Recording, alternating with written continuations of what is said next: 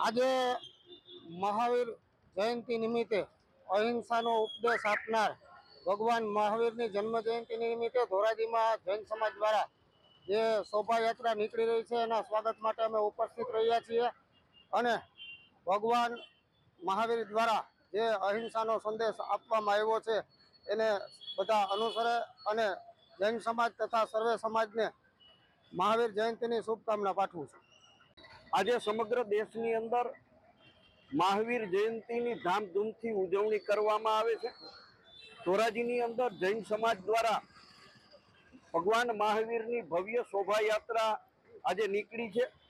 અમે સૌ અહિંસાનો સંદેશો આપનાર અને આ દેશને અહિંસાનો માર્ગ બતાવનાર ભગવાન મહાવીરની આ જન્મ જયંતિ નિમિત્તે નીકળેલી શોભાયાત્રામાં સૌ સમાજ એમનું સ્વાગત અને સન્માન કરવા માટે અમે અહીં ઉપસ્થિત રહ્યા છીએ।